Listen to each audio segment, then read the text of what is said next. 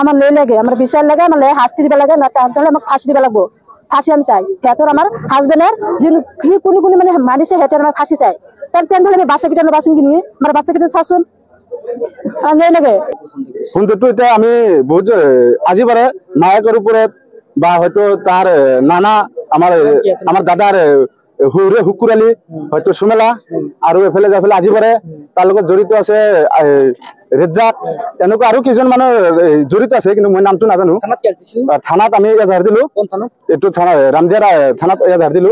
এজাহাৰ দিয়াতে আসামি ইয়াৰ কোনো একশন নলালা, একশন ধৰা নাই। কিন্তু এফালে পৰা আমাৰ দাদার হুরটো আর ভৈরটো যাই ফেলে বরক্ষিত সমষ্টি থানাত সিলিন্ডার করা বলে আমি শুনা পাইছো।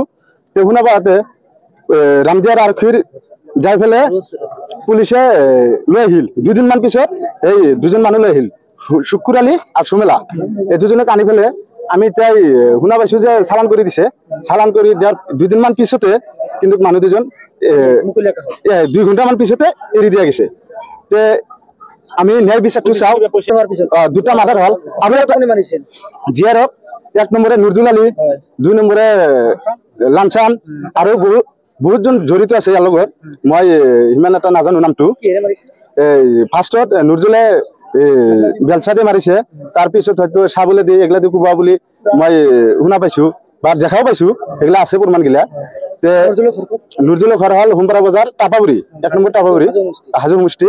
আর লাঞ্ছানোর ঘর হল বরক্ষিত সমষ্টি। আমি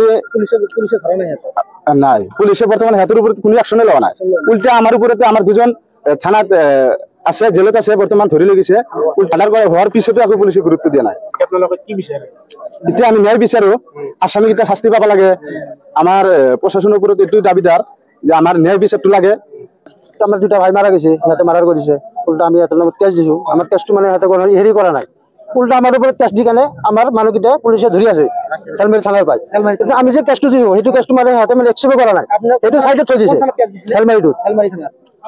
কুদাবল না হেলমেট ইমান এটা নাজানো হেলমেট। গতিকে আমি যিকেইটা মানুহ আসামি নামত কেস দিছো সেই কেসটো আসামিকে ধরবা লাগে, বর্তমান ধরবা লাগে না কওক। গতিকে আমি উল্টাকে ধরি আছে।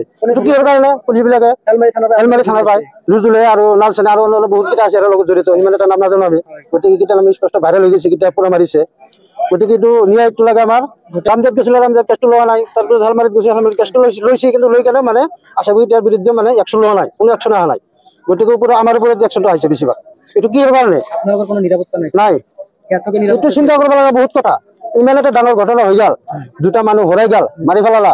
সিহঁতৰ এটা মানুহকো ধৰবা নাই বুলি বৰ্তমান পুলিশে। 2টা ধৰিছিল, তথাপি মানে লগে লগে এৰি দিছে। কিহৰ কাৰণে এতিয়া ন্যায় বিচাৰো আমাৰ। গতিকে 2টা যে হৰাইছে সেই 2টাক মাৰিছে নুৰজুলে, লালচানে আৰু অন্যান্য বহুতকে মাৰিছে। সিহঁতক মানে ধৰবা লাগে, উচিত শাস্তি দিব লাগে।